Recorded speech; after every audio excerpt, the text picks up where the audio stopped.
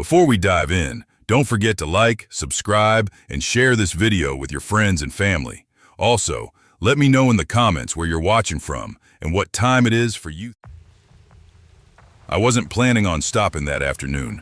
Honestly, the whole day felt like a race I was already losing. My name is Rylan Pierce, and at that point in my life, I was running on stress, caffeine, and whatever music my dying car speakers were still capable of playing. I had been driving since sunrise, heading from Davenport to the small town where my parents lived in western Nebraska. I hadn't seen them in almost a year.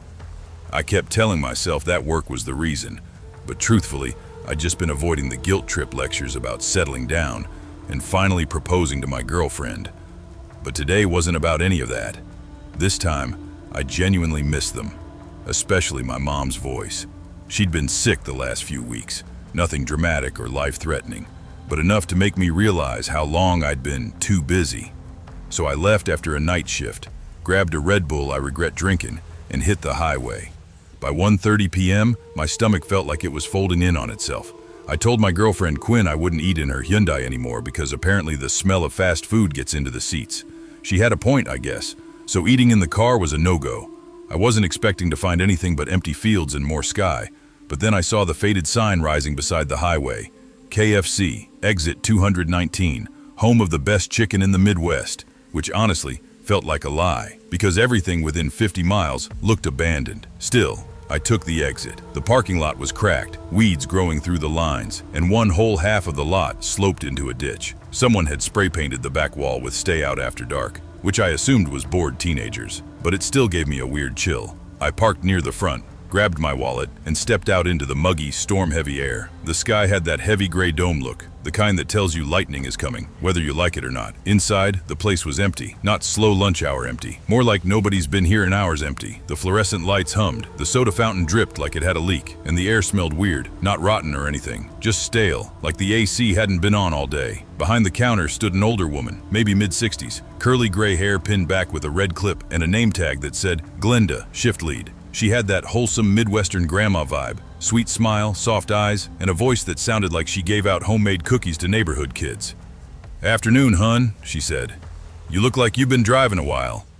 "Yeah," I chuckled. "Long day." "Well, you came to the right place. We're slow today, so your food'll come out quick."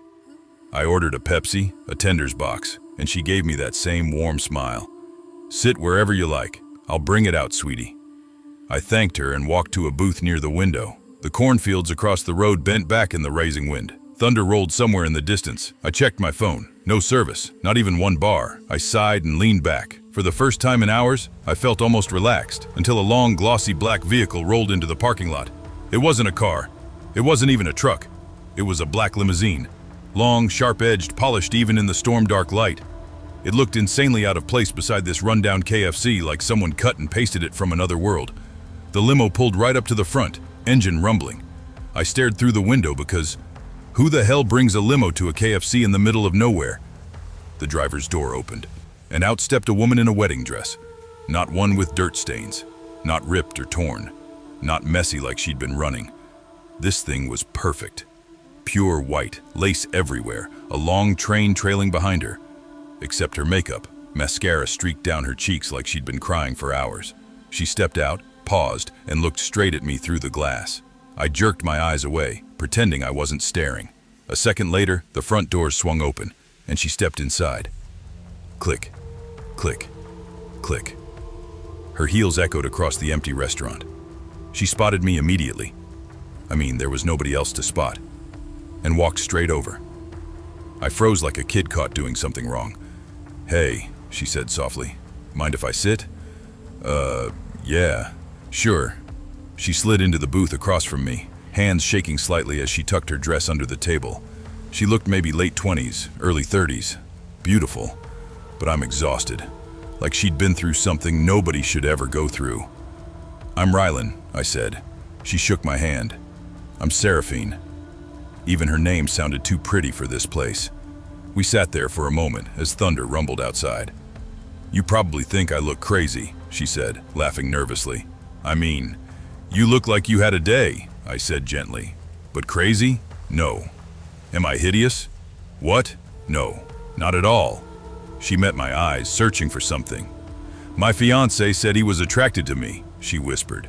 Said he adored me. Said I was everything he ever wanted. Past tense, not a good sign.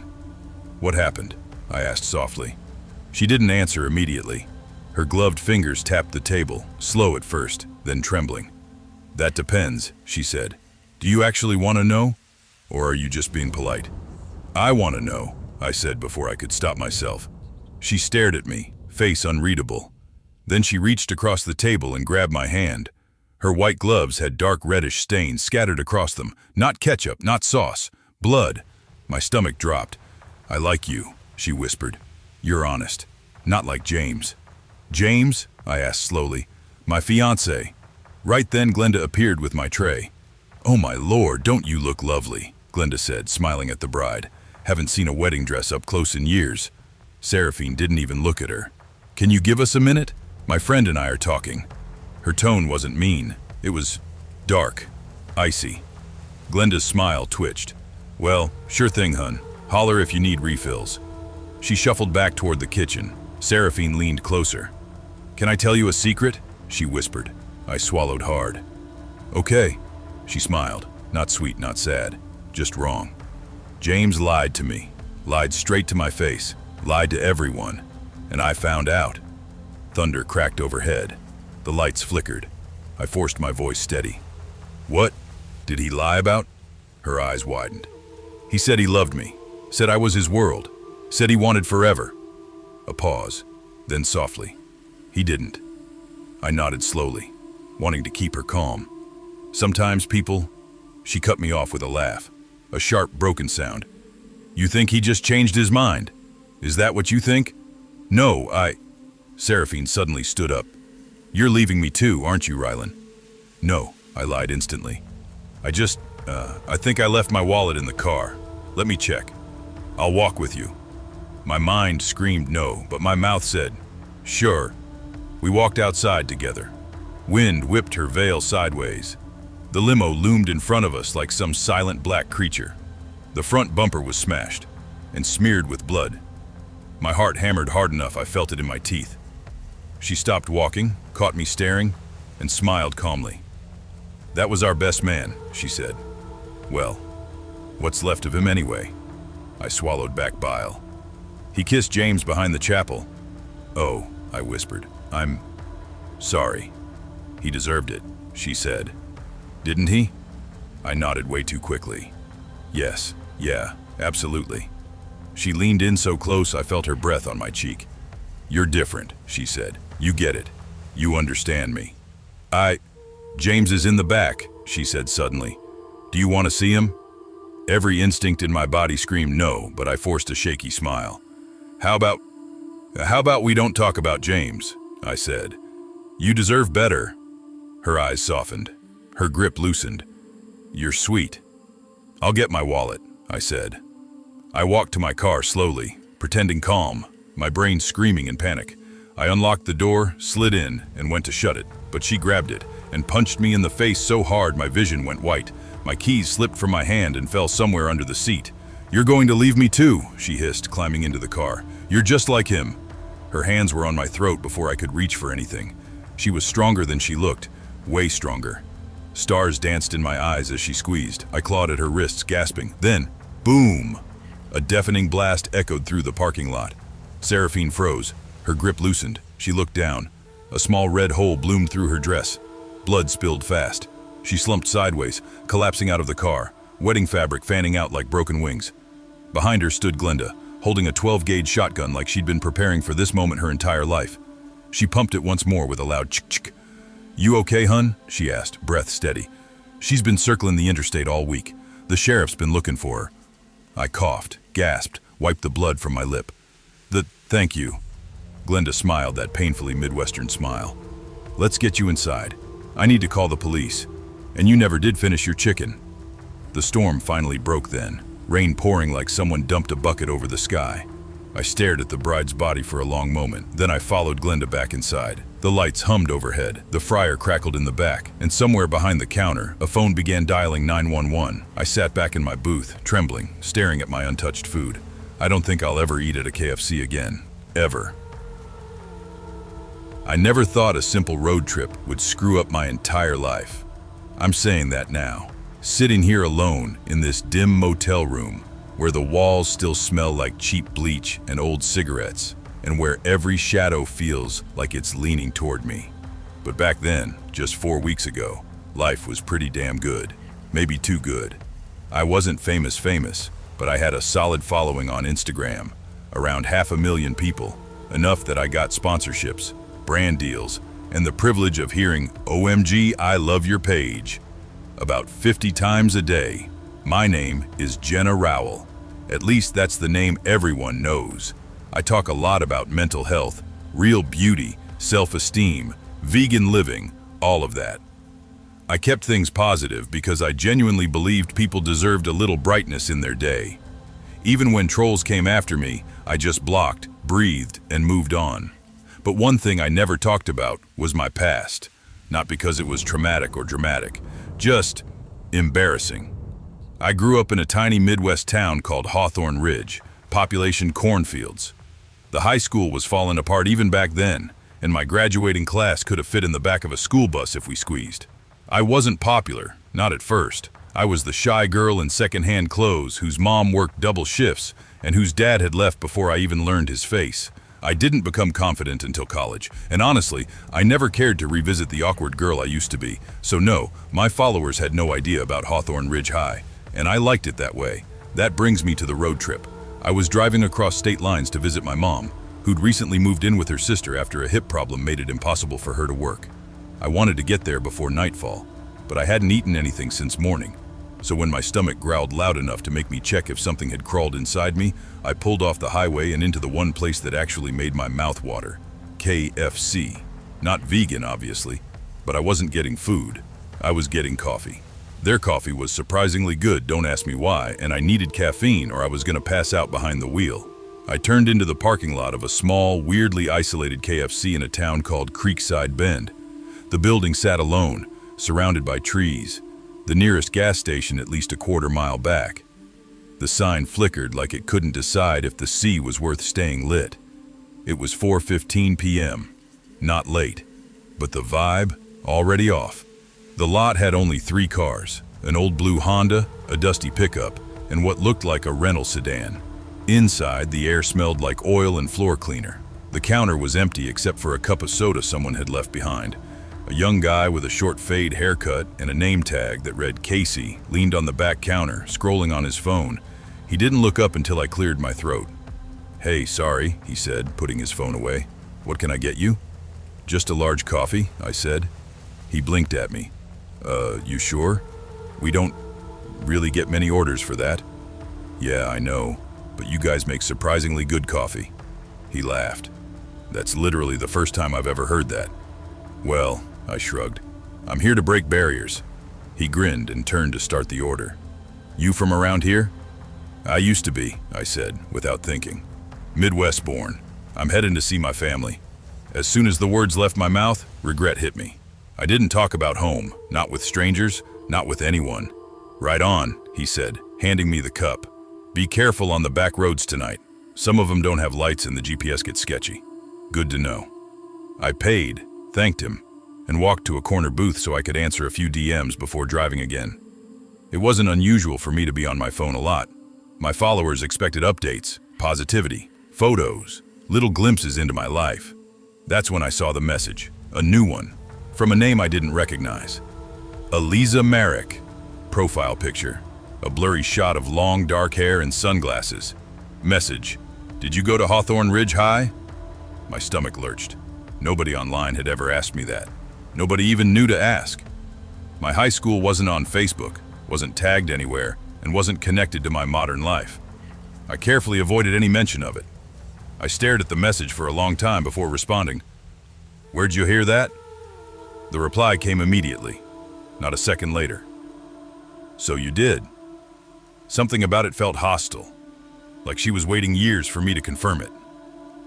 "I don't discuss my old school online," I typed. "Sorry." I hit send, but I didn't feel good about it. I didn't like how my pulse had jumped when I read her question. like my body knew something I didn't. I glanced around the KFC dining room. A middle-aged woman in a brown jacket sat by the window, eating chicken strips. A teenage couple shared a bucket across the aisle. Nobody was paying attention to me. Still, I felt watched. My phone buzzed again. "You don't remember me?"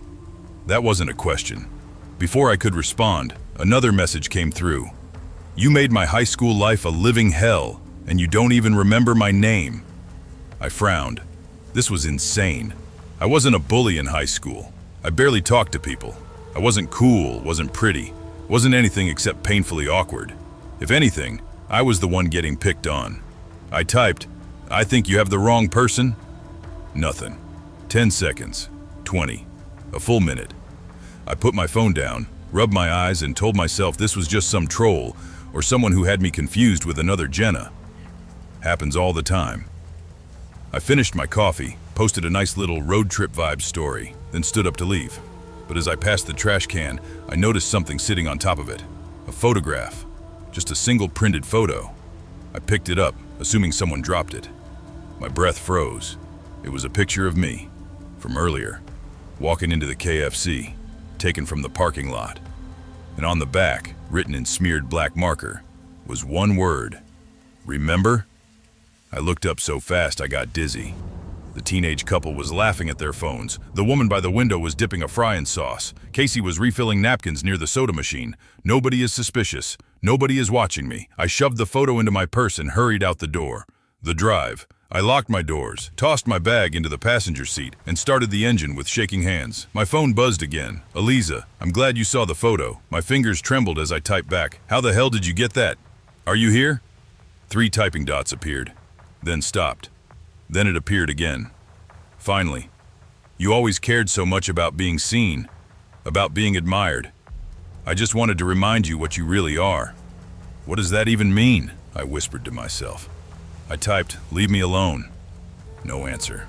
I backed out of the parking lot, checking every mirror, half expecting someone to burst out from behind a car. But the lot stayed still and silent. The house photo. I drove for an hour before I calmed down enough to breathe normally again. The sun was dropping. The sky was burning orange. My mom lived another 2 hours away. I'd be there by 8. My phone buzzed again. Another message from Eliza. A single image. When it loaded, my throat closed. It was my house. My LA house. The front porch. The blue door. The exact angle you'd see if someone took it standing on the sidewalk. And the caption, "You still look so proud." My heart hammered so hard I couldn't hear the road. "Jesus Christ," I whispered. "What does she want? Money? Clout?" I tried messaging again. "Who are you? What do you want from me?" Nothing. Not a damn thing. My hands shook on the steering wheel until I had to pull over on a dirt turnout near a stretch of forest. I sat there, breathing hard, trying to get a grip. Then, another message. "I'll see you tonight." Nothing else. I stared at the glowing screen until my vision blurred. The night, by the time I reached my mom's place, I had convinced myself that Eliza was bluffing. There was no way she knew where I was. No way she followed me. No way she was actually nearby. I hugged my mom, ate dinner with her and my aunt, pretended everything was fine, and went to bed in the guest room. But I couldn't sleep. Every sound outside made me jump. Every creak of the old house sounded like footsteps. At 2:07 a.m., I finally drifted off. At 3:19, my phone buzzed. My eyes opened instantly. I reached over, grabbed it, and felt my stomach drop. A new post was on my Instagram, posted from my phone while I was asleep. It was a picture of me.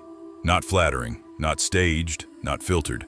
Me sleeping on my side, mouth slightly open, hair messy, a droplet of drool on the pillow. The caption, "Nightmare." My entire body went cold. "No," I whispered. "No, no, no." Another message arrived. "Eliza, I wanted them to see the real you." I woke up the whole damn house screaming. An ambulance ended up being called. Police searched the house.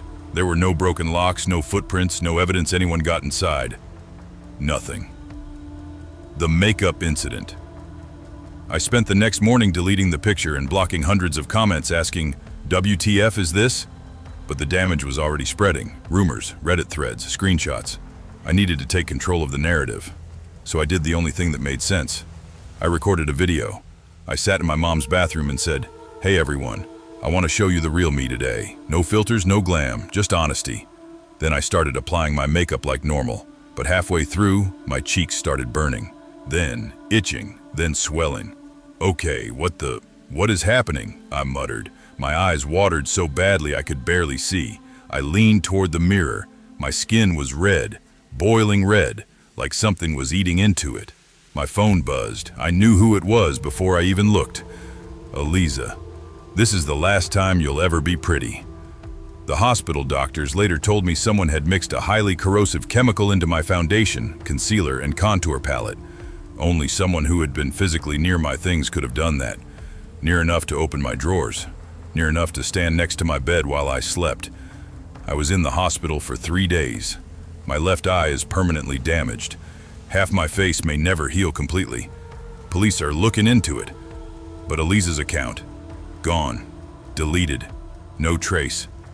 Her name doesn't appear in any school records either. Not mine, not nearby towns, not anywhere. It's like she never existed, but she did, and she still might. I'm scared. I'm angry as hell. I'm humiliated. And the worst part? I still don't remember her. Not her face, not her voice, not her name. Who was she? And what did I do to make her hate me this much? Because people don't ruin your life for nothing. I didn't plan on staying late that night, but overtime hits differently when you're behind on rent. I had already worked a double, and the smell of fryer oil had glued itself to my clothes so deep I swear it was part of my DNA at that point.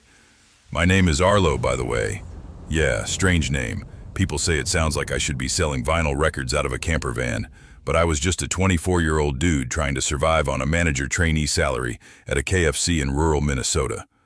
That night, the rain had been falling since noon, a non-stop gray sheet that drowned the whole town. The kind of rain that steals color from the world. The windows were fogged, the parking lot reflected like a broken mirror, and I was alone up front. My coworker Hollis, a skinny guy with curly hair and the attention span of a wet cat, was in the back inventorying, which basically meant scrolling TikTok behind the walk-in freezer. And me? I was doing that thing I do too much, thinking way too hard about stuff I should have let go of years ago. My ex, the breakup, the long nights, the stupid feeling that life was supposed to be more than soggy chicken buckets and late shifts. The rain hit the glass in that soft, rhythmic pattern that almost puts you to sleep. And for a second, I let it. My eyes drifted. My chin dropped toward my chest. The fryer hummed in a lullaby kind of way. Then, Kirk! The sound of the back door hinges, screeching, cutting through the quiet like a blade. I jerked upright. "Hollis?" No answer. I frowned. "Dude, if you're messing with me again, I swear." Still nothing. I sighed, pushing off the counter. Hollis was an idiot sometimes, but he didn't usually pull disappearing acts without bragging about it later. I started walking toward the kitchen when something outside caught my eye. Headlights. A black sedan rolled into the parking lot, slow, precise, like whoever was inside was memorizing every inch of our building. The car didn't pull into a normal spot, not even close. It rolled right up to the front doors, tires slicing through puddles. "Damn," I muttered. "Okay, that's weird. People did weird stuff in bad weather, sure, but straight to the door? That wasn't normal." I leaned over the counter for a better look. The passenger door swung open first. A young woman stepped out, maybe early 20s. Red hair plastered to her skin like she'd walked through a waterfall. No coat, no sweater, just a faded t-shirt and jeans soaked through like she'd been standing in the rain for hours. Her arms were wrapped around herself, shivering violently. But the thing that froze me? Her eyes. She didn't look at me. She looked down, like she wasn't allowed to raise her head without permission. A second later, the driver's door opened. A big man, broad, heavy, maybe mid-40s, stepped out. He didn't hesitate, didn't look around, didn't even seem bothered by the rain. He just shut the car door, straightened up, and locked eyes with me through the glass like he already knew who I was. And then he smiled. A slow, stretched, unnatural smile that didn't reach his eyes. My gut twisted instantly, instinct warning me like a fire alarm. Still, duty is duty. I walked toward the door, trying not to look as tense as I felt. Sir, hey, just letting you know, nobody can park up front like that. He opened the door fully before I could finish. Up close, the man was even bigger. His shoulders filled the doorway. His breath carried the sour smell of cheap whiskey and wet clothes. What? He snapped. Sir?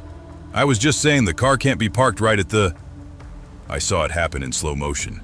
His eyebrows rose, his expression loosened. And then, without a hint of emotion, a voice flat as dead air left his mouth. I'm gonna kill you. Just like that. Like he was telling me the daily specials. Time cracked into pieces. My brain didn't even know how to process it. I blinked. I'm sorry. He pulled something from his jacket. A knife. Not just a knife. A long, military-style blade, rain trickling down the steel in perfect silver beads. The kind of blade that meant he'd done this before. I felt my knees soften. Sir, listen, man, you don't gotta...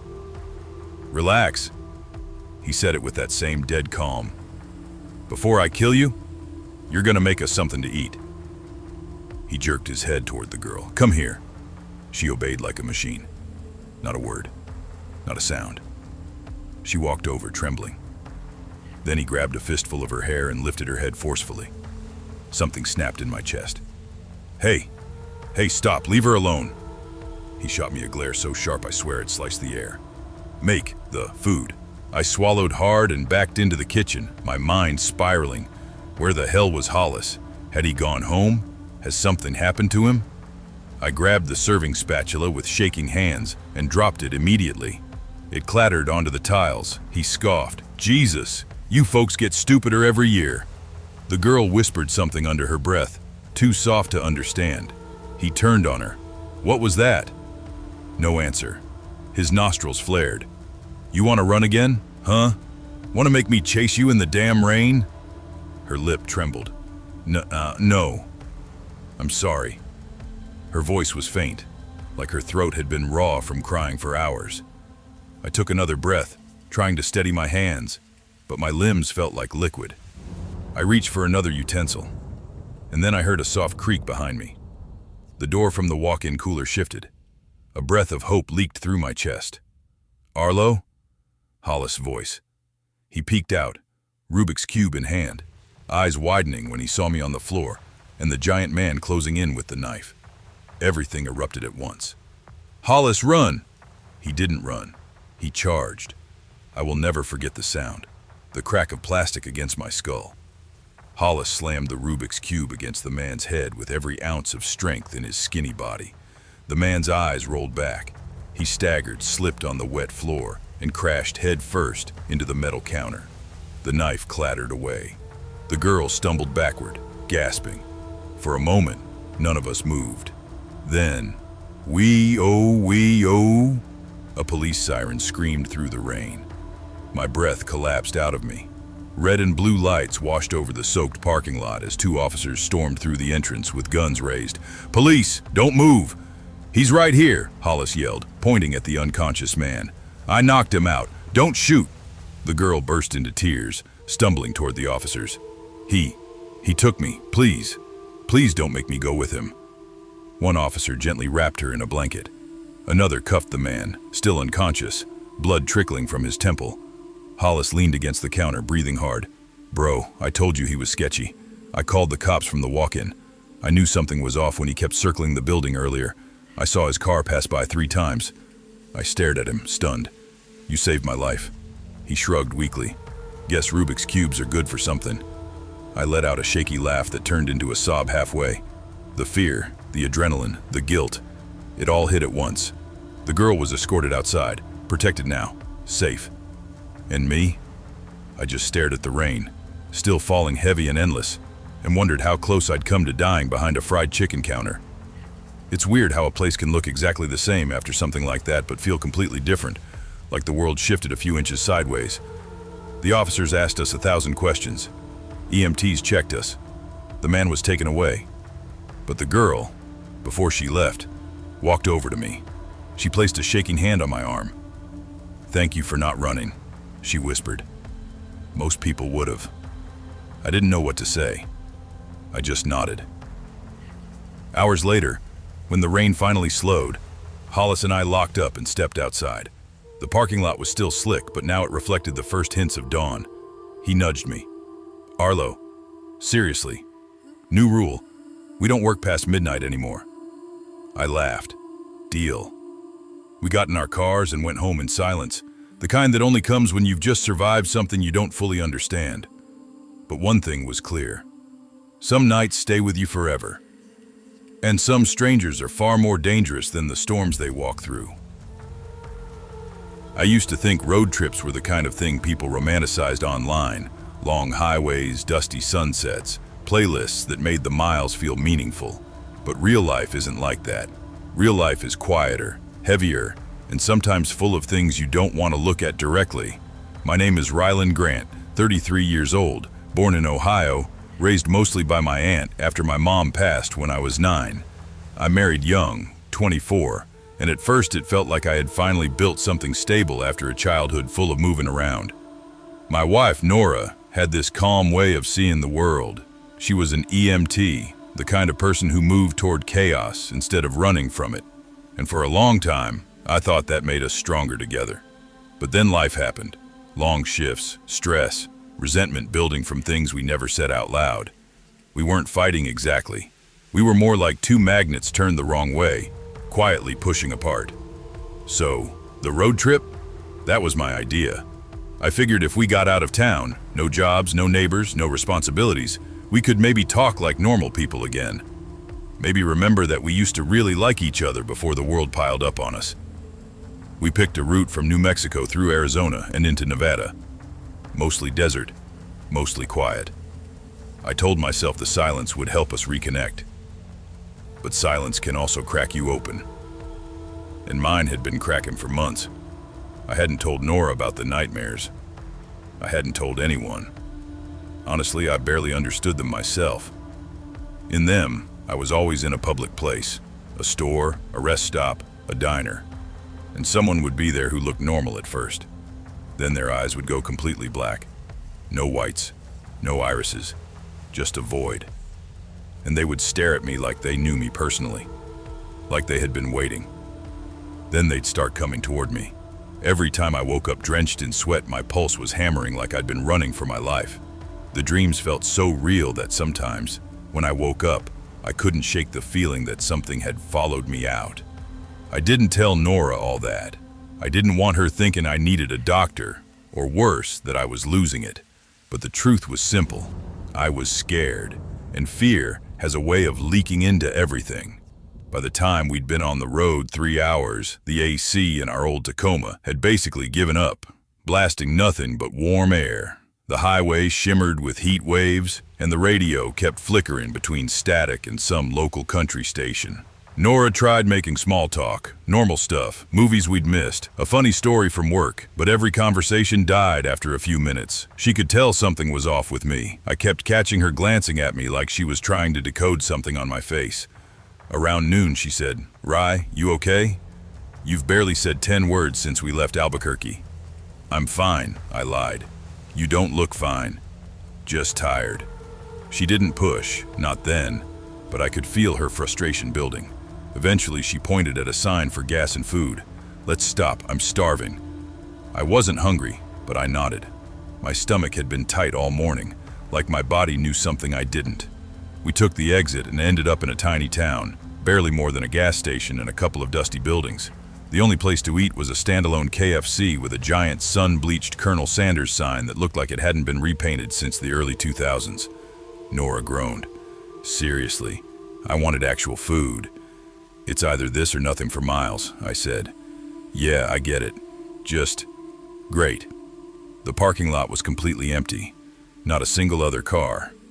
"That's weird," she murmured. "Even gross places get at least one dude eating alone." I shrugged. Maybe lunch rush hasn't started. It's noon. She wasn't wrong. Inside, the place was lit with harsh fluorescent bulbs buzzing loud enough to hear. A middle-aged woman stood behind the counter. Tall, broad-shouldered, hair pulled back in a messy bun. Her name tag said Glenda. She looked surprised to see us, like we'd walked into her living room instead of a restaurant. "Well, hey there," she said. "Ain't had customers all day."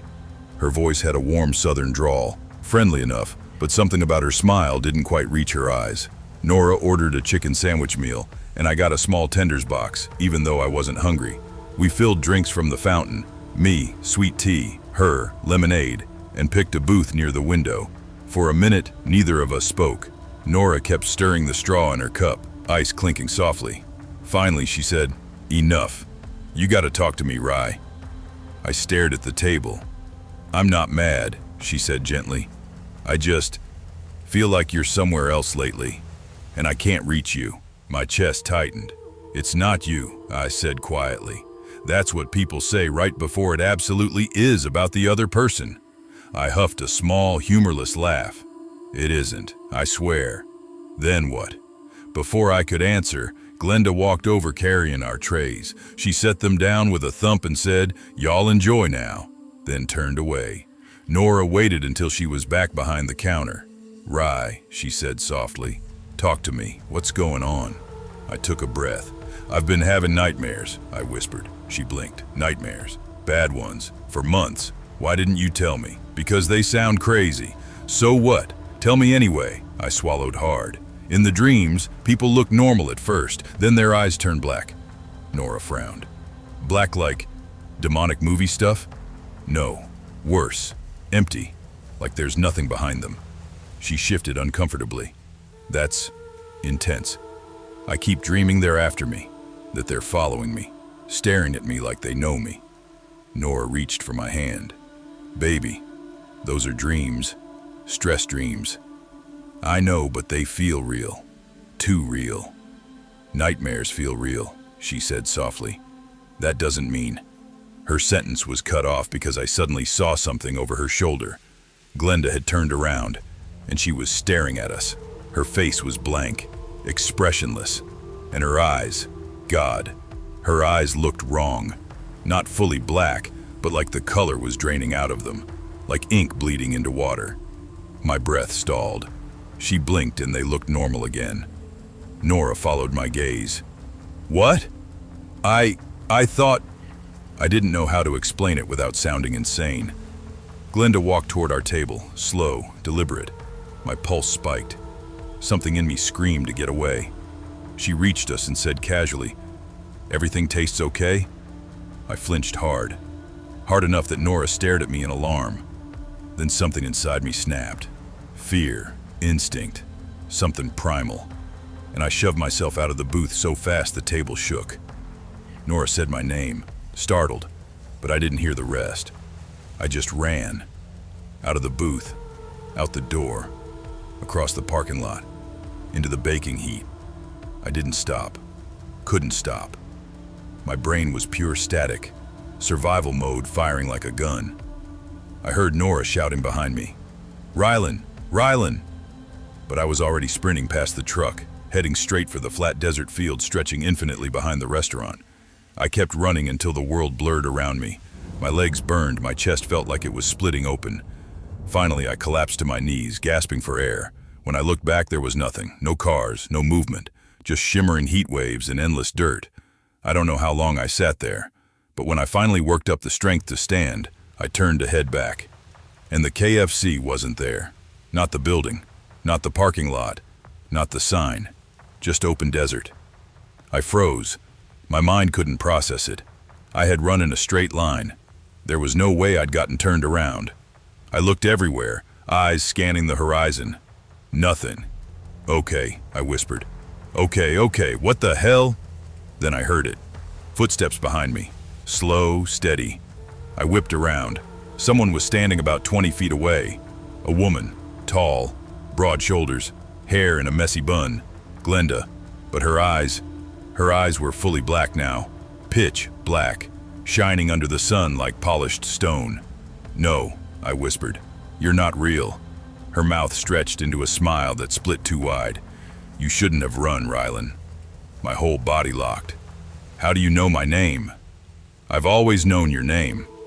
I stumbled backward. "Stay away from me." "You came all this way," she cooed. "Don't you want to know the truth?" "What truth?" But she didn't answer with words. She just took one step forward. and then another, and with every step, the desert around her darkened. Not literally, but like the world dimmed, like sunlight couldn't touch the space she stood in. I turned and bolted.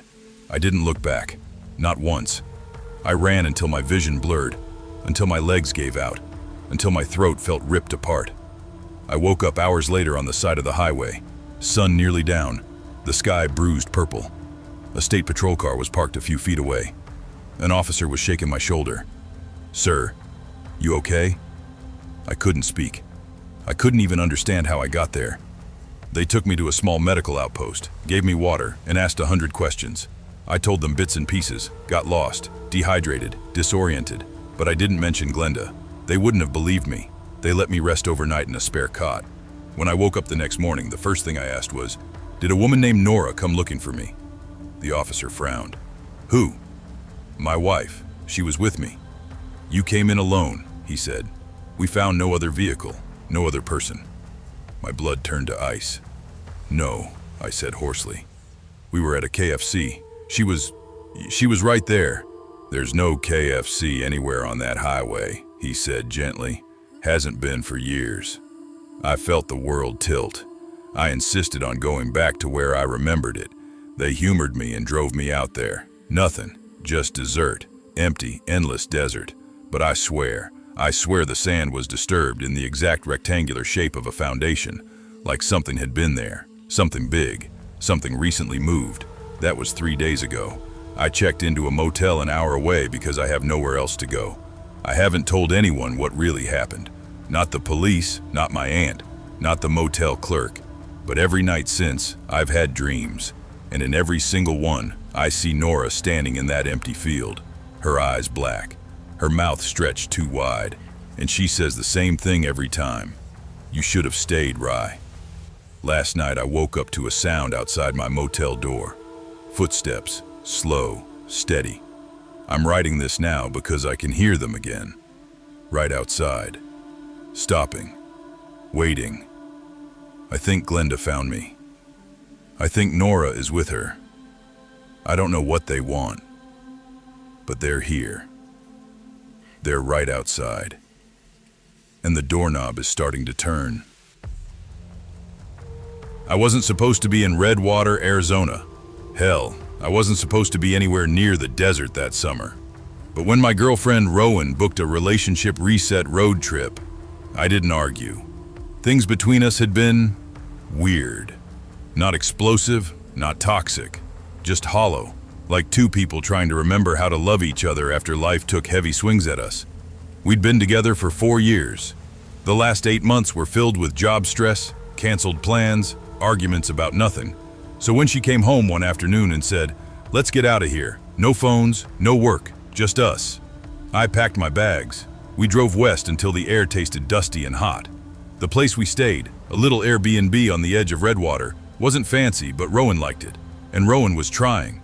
I could see it, in the way she reached for my hand more, asked about my day, cracked small jokes. I wanted to meet her halfway. I really did. But that night, the night everything went to hell, started with something so stupid, I almost laughed thinking about it. Rowan wanted fried chicken, not just any fried chicken, KFC, and not just any KFC. "This one has a 4.9 rating, babe," she said, showing me the screen as though she'd discovered the lost city of gold. 4.9? Who rates a KFC that high? We have to check it out. I smirked, shaking my head. Who even Yelp reviews a KFC? "People with taste," she shot back. "Come on, let's go, I'm starving." But the way she said it, her eyes had this odd spark. Too hungry, too eager. Like this wasn't just a craving, like it meant something. Still, I grabbed the keys. "All right, let's roll." The drive Redwater wasn't exactly a booming city. It was more like an old mining town that got lost in time. Neon signs flickering, desert wind scraping dust across the road, the kind of quiet that made your ears ring. As we drove, Rowan stared out the window, fiddling with the strap of her seatbelt. "You okay?" I asked. "Yeah. Why?" "You're bouncing your knee like you just chugged 3 Red Bulls." She laughed lightly, but it didn't touch her eyes. "I'm just hungry." But I'd been with her long enough to know when hunger wasn't the thing on her mind. "You sure that's all?" I pressed. Rowan inhaled slowly. I don't know. I've been thinking about us. Ah, there it was. I tightened my grip on the wheel. We can talk. We're in the car for like 15 minutes. She nodded, swallowing hard. I don't want to ruin the night. You're not. She stared ahead, voice barely above a whisper. I'm scared we're losing each other. That hit me harder than the sun glare off the windshield. Ro, I said gently, we're here, aren't we? We're doing this trip. We're trying. She nodded again, then forced a smile. Yeah, you're right. Let's just get chicken. But the tension never left her shoulders. The KFC. The building sat alone on a wide, empty lot. Older, faded paint, too quiet. But the neon KFC sign glowed bright, almost too bright. Looks kinda dead, I muttered. Probably because it's late, Rowan said. People here sleep early. Or because something feels off, I said under my breath. Rowan didn't wait for me to park fully. The second the car stopped, she jumped out. Whoa, Ro. I barely had time to grab my wallet. She practically sprinted to the entrance. Slow down, I called. But she didn't. It bugged me. Rowan was never impulsive like that. Inside, the place smelled like bleach more than chicken. A single employee stood behind the counter. A tall guy with a sunburnt face, thick black hair, and eyes that studied me a little too long. Hey, I said, catching my breath. My girlfriend just came in here. Blonde hair, red hoodie. You see her? He didn't hesitate. No woman. I blinked. What? Dude, she walked in like 10 seconds ago. He stared at me blankly. No woman, he repeated. You order? Bro, I'm not crazy, I snapped. She came in. Where is she? The guy's expression didn't change, not even a flicker of recognition. No woman, he said a third time, more irritated. And something cold rolled down my spine. Because he wasn't lying. He wasn't joking. He wasn't confused. He was covering something. Dissent. Listen, I said, leaning on the counter. Just tell me where she went. Please. The man's eyes shifted, just slightly, to something behind me. Before I could turn, he pulled a cleaver from under the counter. Stupid tourist, he muttered, swinging the blade in the air, pointing at a hallway behind him. Move. My mouth dried instantly. The realization hit like a gunshot. The KFC was bait, a lure, a trap, and people like us were the catch. Fear exploded through my chest. But Rowan was somewhere back there. I lifted my hand slowly. Look, man, don't hurt her. Don't hurt me. Just tell me what you want. He smirked. You'll see. He jabbed the blade toward me. Go. The back rooms, every step down that hallway felt like walking into a grave. The lights flickered. The smell of detergent got stronger. I heard something, soft, muffled crying, echo somewhere ahead. Rowan, I whispered. Quiet, the man barked, slapping the flat side of the cleaver into my shoulder. Pain shot through my arm. Please, I choked out. Let me see her. You see her soon, he said darkly. We reached a steel door. Open. My hands shook so bad I almost missed the handle. Inside, Rowan sat on the floor, hands zip-tied, face soaked with tears, hair sticking to her cheeks. She looked up. Eli? She whispered, voice shattered. I felt my soul rip open. Ro, baby, I'm here. Before I could take another step, the man shoved me inside. I staggered forward. He followed. And the second his foot crossed the doorway, I took my chance. I shoved backward with everything I had. My shoulder slammed into his ribs. He gasped, stumbling forward. The cleaver swung wildly, clattering to the ground. I grabbed his arm, twisted, threw my weight. He crashed backward, skull cracking hard against the corner of the concrete floor. He went limp instantly. I didn't check if he was alive. I didn't care. Rowan screamed as I rushed to her, knees hitting the ground.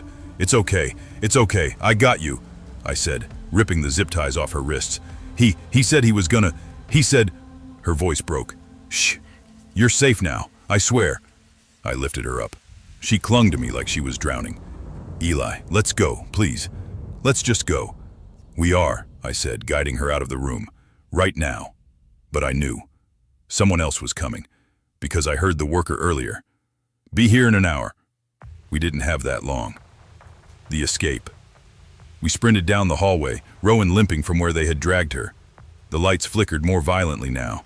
Somewhere near the counter area, A phone was ringing nonstop, voices outside, car doors shutting, footsteps. Rowan squeezed my arm. Eli, they're here. I didn't think so. I just acted. We pushed through the back door, bursting into the deserted lot behind the building.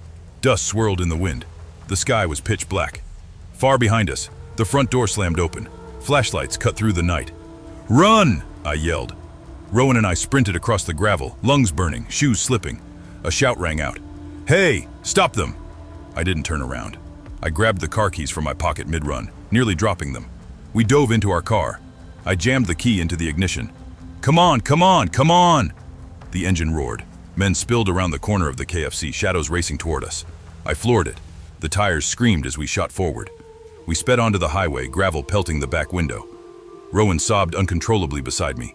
I didn't slow down. Not until the lights of Redwater glowed in the distance. Not until we were miles away. Not until I was sure no one followed us.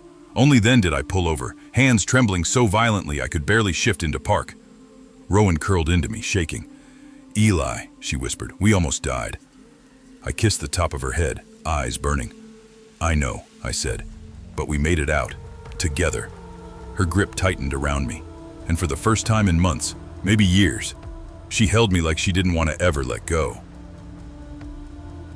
I never thought a simple delivery shift at KFC could flip my life upside down, but that night taught me something I'll never forget. Your dreams can drive you forward, but they can also blind you right when you need your instincts the most. My name is Rylan Torres, though everyone at the store just called me Rye. I wasn't planning on working at KFC forever. Hell, I didn't even like fried chicken that much. Too greasy, always made my stomach feel heavy after a shift.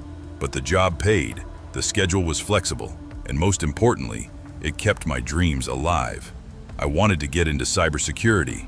I'd been obsessed with computers since I was 10, when my older cousin let me take apart the family desktop. My parents didn't know much about tech. They still called every laptop CPU, but they knew I had a passion for it.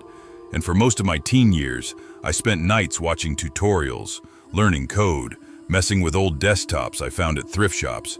I didn't have money for a proper school yet, so I was saving every extra dollar. Every paycheck I put aside a chunk, every tip, every delivery, every bonus shift, straight into a savings folder labeled Future Me. I had a picture of myself taped inside my locker at work, a photoshopped picture of me shaking hands with some of my biggest idols in Silicon Valley. Corny? Yeah, but motivational as hell. That night, when it all went down, I walked into work smiling at that photo like it was talking back to me. Someday, any day now, I whispered to myself, just like always. The store smelled like everything fried under the sun. Chicken, oil, biscuits, fries. Some people hated it. I kind of found it comforting, like a messed up version of home. I clocked in, tied my red apron, and checked the delivery tablet. Rye, my manager Torrance, called from the front counter. You good to take deliveries tonight? Got a couple drivers out. Yeah, I'm good, I said, slipping my phone into my pocket. Need the money anyway? That's the spirit, he said, laughing. Hey, you been saving up for that computer thing, right? Cybersecurity, I corrected. And yeah, almost there. Man, that's awesome, he nodded. Get out of this grease pit while you can. I laughed. That's the plan. The night started slow. A couple easy drop-offs. A college kid who tipped me with quarters. A drunk lady who tried to pay me with a scratch-off ticket. Normal stuff. Around 9:40 p.m., just as I was considering grabbing a snack, the order tablet chimed. Order number 47, delivery address, 1243, Parker Street special notes. Door might be open, just knock. I frowned. Parker Street? That block near the old furniture mill? I asked. Torrance leaned over. That's the one. You good with it? I mean, yeah, I'll take it. What I didn't say was that neighborhoods like that always had a weird vibe. Quiet, but not the peaceful kind. More like the kind that swallowed sound. Still, the address was only 10 minutes away. Easy run. I grabbed the order. 1 12-piece bucket, 2 mashed potatoes, and a Mountain Dew. Smelled damn good too. Warm, heavy, comforting. Give me a good tip, Parker Street, I muttered to myself, sliding into my old silver Honda. Daddy needs a graphics card. The night air was warm, a little humid.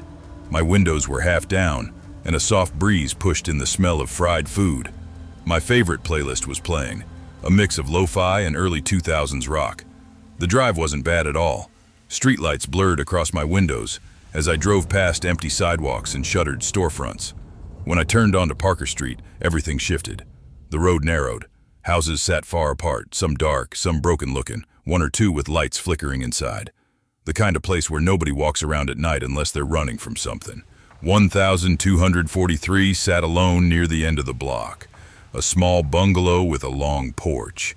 The paint used to be white but now looked like a sickly gray. The porch lights were off. Only the faint street lamp behind me lit the shape of the house. What immediately caught my eye was the front door. It was cracked open, just a sliver, like someone walked in and didn't bother closing it.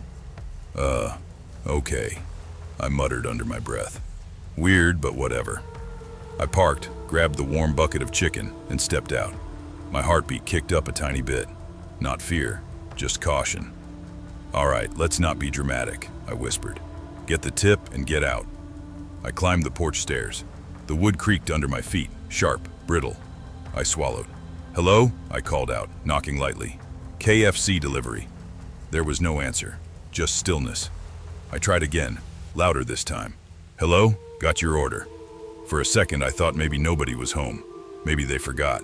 Maybe they were in the bathroom or something. Then, a voice came from inside. Low, raspy, close.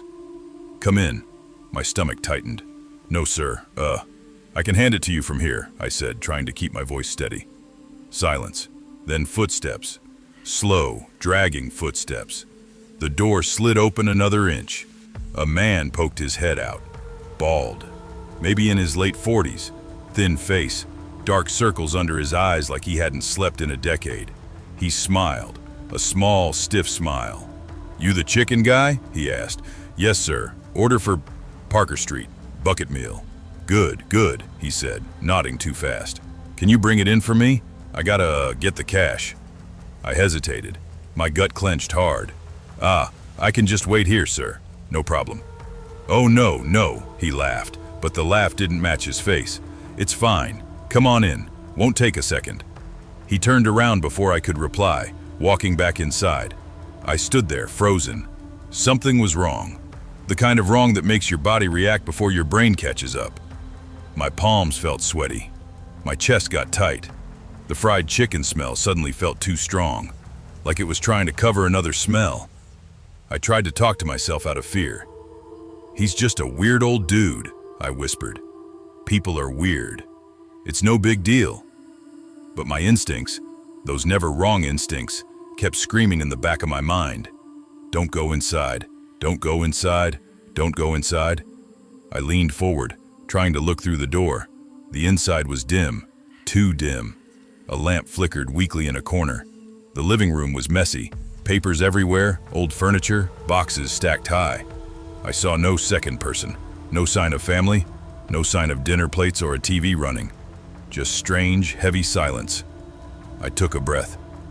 Sir, I can leave the order here by the door. And a voice spoke right behind me. You don't have to leave it. I jumped so hard the bucket almost flew out of my hands. What the? It was the same man, but he had been inside. I had seen him walk away, yet here he was now, behind me, smiling wider now. How did you? I stammered. He didn't answer the question. He just put a cold hand on my shoulder. Come inside, I insist. My whole body stiffened. No, sir, I'll just... His grip tightened. Inside, he repeated. I jerked away instinctively and backed up 2 steps, my heart racing. Sir, listen, I just deliver food, that's it. If you don't want it, I can go. He blinked slowly. You smell good? My throat went dry. Excuse me? You, he said softly, licking his lips. Smell. Good. That was it. My fear snapped into full flight mode. Sir, I'm leaving, I said, voice shaking but firm. He moved faster than I expected, lunging toward me with jerky, unnatural speed. I dodged by pure panic. The bucket slipped from my hands, spilling chicken everywhere as I stumbled back. He growled, actually growled, like an animal. I bolted down the stairs, but he grabbed my hoodie, yanking me backward. I hit the porch railing hard, pain exploding in my ribs. Don't run, he hissed. Let me go, I yelled. I can make it quick, he whispered. You're smaller than the others, but meat is meat. My brain stopped. Everything froze. Everything slowed down. He's a cannibal. The house, the door, the silence, his stare. It all made sickening sense. Pure adrenaline hit me, sharp as electricity. With a burst of strength I didn't know I had, I spun and elbowed him in the face. He let go, stumbling. I didn't wait for him to recover. I dashed down the porch and ran toward my car. But he was fast, faster than I thought a man like him could move. He caught my jacket, ripping the sleeve clean off. I slammed into my car door, scrambling for the handle. "Sir, don't!" I screamed. He grabbed my leg. I kicked wildly, my shoe slamming into his jaw. He yelped, loosening his grip. I yanked the door open, dove inside, and slammed it shut. He slammed his hands on the window, snarling, spit flying, eyes wide and wild. I fumbled for the lock. Click. He started banging harder. I jammed the key into the ignition with trembling hands. My engine coughed once, twice. "Come back!" he screamed, face pressed against the glass. The car roared to life. I floored it. He chased the car for a good 10 feet before stumbling and falling to his knees. I didn't look back again. I didn't slow down. I didn't breathe. I drove straight to the nearest police station. My entire body shook as I ran inside, shouting for help. Officers rushed out. I tried explaining everything at once, stuttering, sobbing, barely making sense. But they understood enough. They sent a patrol car immediately. They found him inside the house. He had 2 missing person flyers on his table. Both victims were delivery workers. Both were missing for months. And in the basement, they found proof. More than enough. They arrested him on the spot. When an officer gently asked me, "How did you get away?" I couldn't answer. I just sat there, shaking, clutching my ripped jacket sleeve. My dreams, my future, my whole damn life had come terrifyingly close to ending in that decaying bungalow on Parker Street. For the next few days, I couldn't sleep. Every time I closed my eyes, I saw his face pressed against my car window, lips curling, whispering, "You smell good." But eventually, the fear eased. I kept working, keep saving, keep dreaming, because that's the thing about life. It tries to break you, scare you, pull you off your path. But I wasn't going to let a monster take my dream away. Not then, not ever. And even now, every time I see a cracked door or a dim porch light, my chest tightens just a little, because I know what evil looks like up close. And I know I survived it by inches. I never thought the smell of fried chicken would follow me into adulthood like a shadow I can't outrun. Not the good kind of smell, not the buttery, crispy, mouth-watering kind people crave on a lazy weekend. No, for me, that smell is a trigger, a doorway back into a night I've tried to bury for nearly 20 years. And every time it comes back, it doesn't return gently. It hits like a punch to the chest. Backstory. Why that night still lives in me.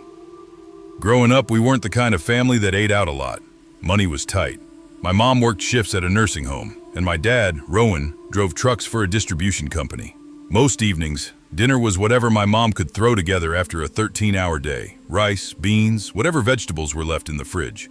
But twice a month, exactly on the Saturdays when my dad got back from his longer hauls, we'd get takeout. Not pizza, not burgers. Always KFC from a place called KFC Woodsboro, a small, slightly run-down location tucked between a pawn shop and a tax office in the outskirts of a mid-sized Virginia town. To us, that bucket of fried chicken meant celebration. It meant we were all in one place. It meant we made it through another week. My dad usually picked up the order alone. I wasn't usually involved, but the night everything changed, I decided to tag along. A last-minute decision that still sticks in my throat like a stone. The night it happened, I was 9 years old enough to notice things, young enough to ignore the danger in them. It was early November, right in the gap between Halloween decorations coming down and Thanksgiving stuff going up.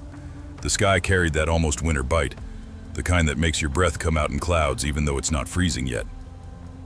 "Grab your jacket, kiddo," my dad said, jingling his keys. "Are you coming or staying?" "I'm coming," I said without thinking. He smiled, tired but warm. "All right then, hop in." We drove through Woodsboro for about 15 minutes. The sun was almost gone. Streetlights flickered with that buzz, buzz, buzz sound like they were fighting for their lives. People were heading home, and stores were closing. And then we pulled into the KFC lot, nearly empty except for a silver sedan and a red pickup with a tarp tied badly over the back. My dad pocketed his wallet. "Stay close, all right?" "Yeah," I said, rolling my eyes like kids do when they think they know more than they do. The door chimed as we stepped inside. The start felt normal, too normal. The place was weirdly quiet. Quiet in a way that felt wrong, but not enough to raise alarms. 2 employees were behind the counter, a teenage girl with braces wearing a headset, and an older guy filling mashed potato cups with robotic motions. Only one customer was inside, a man leaning on the counter, placing an order. He wore a tan jacket and kept glancing over his shoulder like someone running from the past. My dad stood behind him. "We'll be quick," he whispered to me. But I was already distracted. The restaurant smelled like warm grease, cleaning chemicals, and toasted biscuits. The floors were shiny, too shiny, and the overhead lights flickered every few seconds. Bored, I drifted a little toward the back of the restaurant where a side door opened to the parking lot. I didn't go outside, but I stood near the glass, staring at the reflections of streetlights, the smear of clouds overhead, the distorted shapes of cars passing by. I didn't hear her come in. Not until she spoke. The woman. "Hey there, sweetheart." Her voice was soft, almost sugary. When I turned, a woman was standing behind me. Not old, maybe mid-30s, wearing a long dark sweater, jeans, and big circular earrings that swayed when she moved. She smiled, a wide, practiced smile that felt off, too warm, too deliberate. "Are you here with your dad?" she asked, her head tilting slightly. I nodded because that's what polite kids do. She extended her hand. "I'm Lila." My parents taught me to shake hands, so I put my hand in hers. And that's when I felt it, her grip tightening. Not painfully at first, just firm. Then firmer. She didn't let go. Not immediately. Her eyes flicked toward the side door. "Come walk with me for a sec, honey," she said, still smiling. That was the moment, the exact second, where something inside my stomach sank. Something primitive. A warning bell I didn't understand then. But I didn't pull my hand away. I didn't scream. I didn't run. I was just a kid. And she was an adult who sounded nice. She moved first. I followed before I could think. The cold evening air hit my face the moment the door swung open. We stepped outside. The van. The parking lot was almost empty now, except for a dark blue van idling near the curb. A van with rust eating through the wheel wells. A van with its sliding door slightly open. And there, behind the wheel, was the man who had been inside earlier. The one ordering food. The one glancing over his shoulder. He didn't look at me at first. He looked at her. "You good?" he asked, voice shaky. "We're fine," the woman, Lila, said quickly. "Get ready." That's when fear finally surged. My hand jerked. "Wait, I need to tell my dad." "It's okay," she cooed. "He knows you're with me." That didn't make sense, but before I could protest again, she pulled harder. I stumbled forward. "Let me go," I whispered, too soft, too scared. "No, sweetheart," she said, her tone shifting. "No more sugar. Don't make this difficult." She tried to lift me into the van, and then a roar behind us. "Hey, let him go!" My dad's voice, explosive, desperate, raged in a way I had never heard in my entire life. He was sprinting toward us from the restaurant door, his boots slamming against the pavement, face twisted with a fury that made him look like a different man entirely. Lila panicked. "Go, go!" she screamed at the driver. The man froze. I don't think we should go," she shrieked again. My dad was getting closer. The man panicked, slamming the van into drive. The engine roared, the vehicle jerked forward, but not before Lila gave me one violent shove. I fell backward, hitting the pavement hard. My palms shredded on the gravel. My breath ripped from my lungs. The van sped off, tires screeching, the smell of burned rubber filling the air. My dad skidded to his knees beside me, pulling me into his arms like he was afraid I'd vanish if he didn't hold tight enough. "You okay? You okay? Look at me, kiddo." His voice cracked. He was shaken. I'd never seen him scared before. The aftermath inside the KFC, I sat in a booth trembling uncontrollably. My dad paced the length of the restaurant like a caged animal, still breathing heavily. 2 cops showed up. One knelt in front of me. "Can you tell me what they looked like, buddy?" His voice was gentle, but my throat wouldn't form words. "The woman," I finally whispered. She smiled too much. The officer nodded slowly like he understood exactly what that meant. They never found the van, never found Lila, never found the man. No license plate, no real leads, nothing. And we never went back to that KFC, not once. Years later, I'm an adult now. I've built a life, got a job, friends, responsibilities. but the fear never left. Every time I walk past a van, a jolt of cold hits my stomach. Whenever I smell fried chicken, even at a grocery store, I am right back in that parking lot. The pavement scraping my palms, my dad screaming my name. And sometimes, when I'm alone, I catch myself thinking, what if my dad had been a minute slower? What if I had walked outside just a few seconds earlier? What was waiting for me inside that van? No matter how many years pass, one truth stays burned into me. Sometimes evil doesn't look evil. Sometimes it smiles. Sometimes it offers you a hand. And sometimes it walks into a KFC at 6:45 p.m. on a quiet November evening and waits for a child who thinks the world is safe.